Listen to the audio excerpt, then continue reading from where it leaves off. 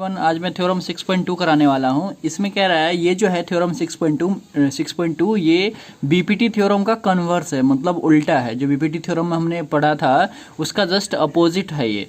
तो मतलब BPT theorem में हमने क्या पढ़ा था, देखो ये बीपीटी थ्योरम जो था ये है थेल्स थ्योरम, जिसे बीपीटी थ्योरम कहते हैं हम। बीपीटी थ्योरम में क्या था, ये BC parallel to DE given था और हमें क्या प्रूव करना था, AD by BD equal to AE by EC, मतलब AD by BD equal to AE by EC. और हमें दिया हुआ क्या था, ये जो डीई है ये मतलब डीई जो है और ये बीसी के पैरेलल है, ये चीज़ दिया था। लेकिन अभी जो हम पढ़ने वाले हैं थ्योरम 6.2 में ये जस्ट इनवर्स है, मतलब अपोजिट है। इसमें जो है आपको जैसे देखो इसमें ये गिवन था, ये प्रूफ करना था, इसमें ये गिवन है और ये प्रूफ करना है। यही है थ्योरम 6.2, इसमें ये गिवन है और ये प्रूफ करना है, मतलब डीई पैरेलल टू बीसी हमें ये प्रूफ करना है और एडी बाय बीडी और मतलब डीई जो है पैरेलल टू बीसी हमें प्रूफ करना है। और ये चीज़ दिया हुआ रहेगा AD by BD equal to AE by EC, यही चीज़ दिया हुआ। अब मैं आपको ये रीड कर देता हूँ क्वेश्चन, ठीक है। अभी मैंने बताया जो आपको ये क्या है थ्योरम 6.2, इसमें कह रहा है if a line divided any two sides of a triangle. मैंने एक ट्रायंगल को, एक लाइन जो है ये टू साइड्स को इस तरह से डिवाइड करती है इन सेम रेशियो, मतलब ये चीज़ें गिवन है जो मैंने अभी आपको बताया है, AD by BD equal to AE by EC, ये चीज़ें गिवन है इसमें same ratio. The line is parallel to the third side.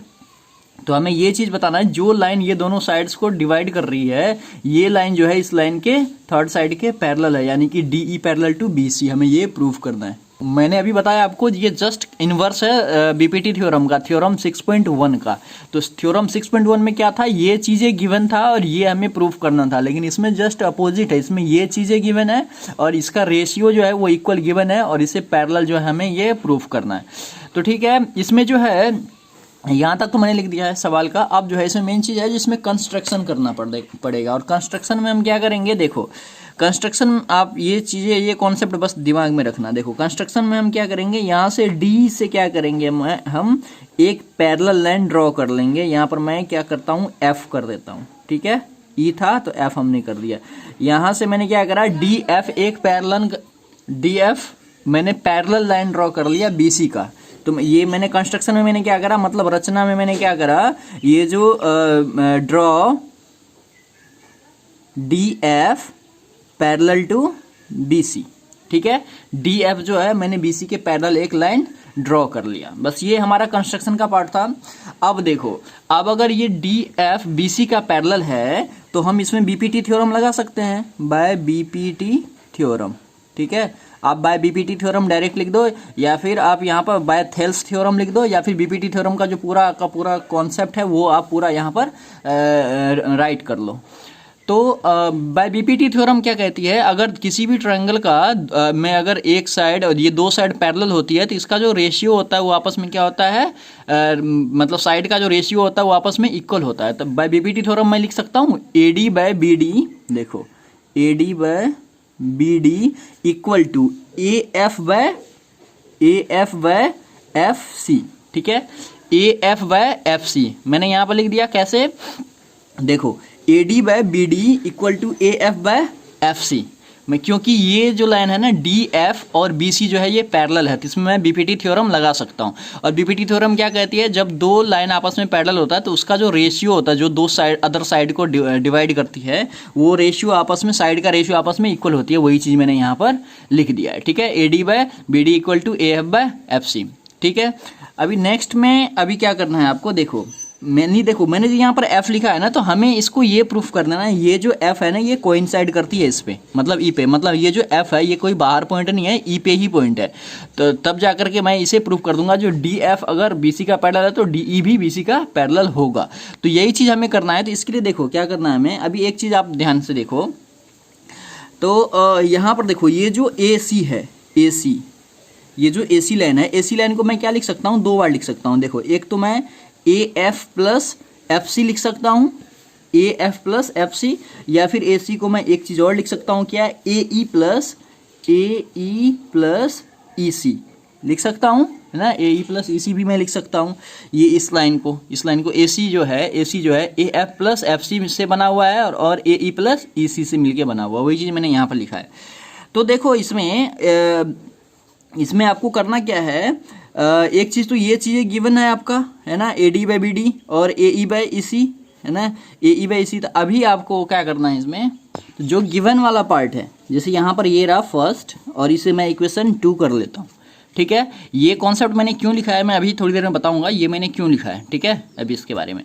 तो इक्वेशन 1 और 2 से देखो, इसका LHS इक्वल है, इसका RHS भी इक्वल हो जाएगा, है ना। तो मैं यहाँ पर लिख सकता हूँ क्या, from equation 1 and 2 we get, जब दोनों का LHS इक्वल है तो RHS भी इक्वल होगा, तो मैं क्या लिख सकता हूँ, AE by EC equal to AF by FC, ठीक है। ये चीज़ें मैं यहाँ पर लिख सकता हूँ।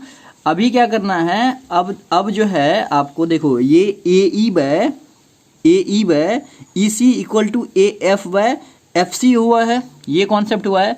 इसमें आपको क्या करना है, कैसे भी करके हमें ये चीज़ प्रूफ करना है। देखो मेनली जो है आपको प्रूफ क्या करना है, DE पैरेलल टू BC है ना, ये आपको प्रूफ करना है। लेकिन देखो अगर इसमें मैं ये चीज़ प्रूफ कर दूँ क्या, EC और FC, देखो यहाँ पर EC और FC अगर ये दोनों अगर इक्वल मैं प्रूफ कर दूं, देखो EC और FC अगर मैं इक्वल यहाँ पर प्रूफ कर दूं तो हमारा कॉन्सेप्ट बिल्कुल क्लियर हो जाएगा, ठीक है। अभी मैं आपको बताता हूँ, मतलब मेनली मैंने यहाँ पर ये लिखा है, तो यहाँ पर मुझे जो है ये EF इक्वल टू, ये देखो EF नहीं, देखो EC इक्वल टू FC है ना, EC इक्वल टू FC, हमें ये चीज़ें अगर हमारा प्रूफ हो जाएगा EC इक्वल टू FC, तो हमारा सवाल बिल्कुल क्लियर हो जाएगा। देखो मैं अभी आपको बताता हूँ, इजीली समझ में आ जाएगा। तो देखो इसमें क्या करना है आपको, जो ये AE है, यहाँ पर देखो AE इसमें आ रहा है और AF इसमें आ रहा है ना। तो देखो मैं अभी आपको बताता हूँ, इसमें क्या करना है आपको, बस एक कॉन्सेप्ट याद रखना है। ये चीज़ें मैंने क्यों लिखा है ये अभी आपको मैं समझाने वाला हूँ।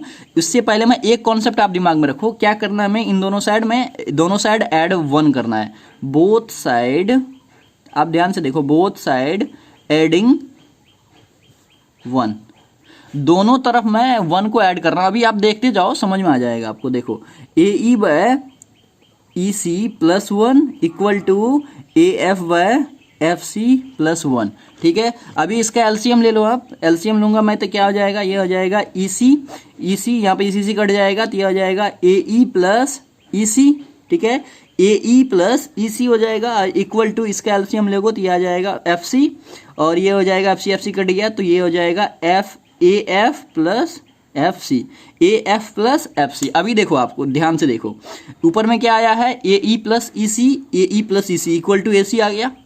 उसके बाद AF plus FC equal to AC आ गया। ये दोनों को मैंने AC क्यों करा है, इसलिए मैंने यहाँ पर ये कॉन्सेप्ट लिखा था। अब देखो इसको मैं क्या लिख सकता हूँ, इसको AC बाय EC लिख सकता हूँ, मैं यहाँ पर लिख देता हूँ, इसको मैं AC बाय EC लिख सकता हूँ और इक्वल टू, देखो इसे भी मैं क्या लिख सकता हूँ, ये जो लिखा है मैंने AF प्लस FC, इसको मैं लिख सकता हूँ AC बाय FC, ठीक है, इसे मैं AC बाय FC लिख सकता हूँ, ठीक है, AC बाय FC। तो अब यहाँ पर देखो आपका ये ऊपर में AC है, ये भी AC है, तो दोनों कैंसिल हो गया, ये आपका बचा 1 बाय EC इक्वल टू, यहाँ भी 1 बचा, ये आ जाएगा 1 बाय FC। तो देखो यहाँ से जो है इसे क्रॉस मल्टीप्लाई अगर आप करोगे तो ये क्या आ जाएगा आपका, ये आ जाएगा आपका EC इक्वल टू FC। देखो मैंने आपको कहा था जो मेनली जो है आपको यही प्रूफ करना था, EC इक्वल टू FC जो हमारा आ गया। अब देखो इस फिगर को देखो, यहाँ पर जो है EC इक्वल टू FC, मतलब इसका ये कहने का मतलब है जो ये जो जितना डिस्टेंस है उतना ये भी डिस्टेंस है, F भी डिस्टेंस है। तो कहने का मतलब क्या हुआ, ये जो F है ये कहाँ पर, ये C पे ही है, मतलब ये वाला पार्ट सॉरी E पे ही है। ये जो E और F है ये कोइंसाइड कर रही है, E और F जो है ये कोइंसाइड कर रही है। तो भाई यही स्टेटमेंट मैं लिखूंगा, ये जो E और F है ये एक ही बिंदु पर स्थित है, मतलब ये कोइंसाइड कर रही है। ये स्टेटमेंट मैं यहाँ पर लिख दूंगा तो फिर हमारा ये प्रूफ हो जाएगा। कैसे, मैं देखो एक सेकेंड, तो मैंने सेम स्टेटमेंट लिखा है जो from above you can say that the point E and F are coincide. मैंने यही कहा ना, E और F जो है ये एक ही पॉइंट में है, क्योंकि जो FC है वो EC के इक्वल है, तो यानी कि E और F क्या है, एक ही पॉइंट पे है। तो वही मैंने लिखा, कोइंसाइड का मतलब होता है जो एक ही बिंदु पर स्थिर है, एक ही पॉइंट पर है। तो दैट इज हम कह सकते हैं जो DF जो है वो कोइंसाइड है DE का, जो DF है और DE जो है वो कोइंसाइड है, मतलब DF और DE क्या है, एक ही लाइन पर है, ये और ये एक ही लाइन पर है। तो सिंस हम क्या कह सकते हैं इससे, यहाँ से हम क्या कह सकते हैं, देखो अभी मतलब DF तो यहाँ पर DF पैरेलल टू BC कह सकते हैं हम, है ना। DF जो है वो पैरेलल है BC का। ये जो DF है, देखो सिंस मतलब चूंकि DF जो है BC का पैरेलल है, ये हमने कहाँ से करा था, बाय कंस्ट्रक्शन करा था, बाय कंस्ट्रक्शन करा था, है ना। DF पैरेलल BC का, देखो ये DF जो है BC का पैरेलल है, हमने यहाँ पर कंस्ट्रक्शन में करा था DF पैरेलल टू BC। तो अब देखो DF और DE जो है ये कोइंसाइड है, तो DF के जगह पर मैं DE लिख सकता हूँ ना, DE पैरेलल टू BC हो जाएगा, है ना। DE पैरेलल टू BC हो जाएगा, क्योंकि DF और DC जो है, DF और DF जो है और DE जो है ये कोइंसाइड कर रही है, मतलब एक ही लाइन पर है। तो जो DF की जगह पर मैं BC लिख सकता हूँ, बिल्कुल, मतलब DF की जगह पर DE लिख सकता हूँ, मैंने DE लिख दिया, तो DE पैरेलल टू BC, और यही आपको क्या करना था, प्रूव्ड करना था, तो हो गया आपका प्रूव्ड, ठीक है। तो बहुत ही इजी सा कॉन्सेप्ट है, बस आप यहाँ पर एक कॉन्सेप्ट याद रखना, यहाँ पर जो हमने दोनों तरफ ऐड करा था 1 को क्यों ऐड करा था, क्योंकि हमें दोनों तरफ AC और AC लाना था, इसलिए मैंने 1 को ऐड कर दिया, तो ऊपर में भी AC आ गया, ऊपर यहाँ भी AC आ गया, तो AC और AC यहाँ पर कैंसिल हो गया, तो EC इक्वल टू FC आ गया हमारा। मेन हमारा क्या था इसमें कॉन्सेप्ट, जो EC जो है, ये EC जो है ये FC के इक्वल करना था हमें, तो EC और FC के इक्वल करने के लिए मैंने ये वाला कॉन्सेप्ट याद रखना है। नहीं तो आप ये एडिंग 1 बोथ साइड, ये आप बिल्कुल कॉन्सेप्ट दिमाग में सेट कर लेना, आपको दोनों तरफ 1 को ऐड करना है, ठीक है। तो ये तो हो गया आपका 6.2 जो कन्वर्स और BPT थ्योरम था, ये इसका फुल कॉन्सेप्ट है इसमें, ठीक है। तो आप इजीली इसे 2 बार देखना, तो 2 बार 3 बार, अगर एक बार में समझ नहीं आए तो बार बार देखना, आपको इजीली समझ में आ जाएगा। तो बहुत ही ईजी सा कॉन्सेप्ट था। मिलते हैं फिर नेक्स्ट वीडियो में नेक्स्ट क्वेश्चन के साथ।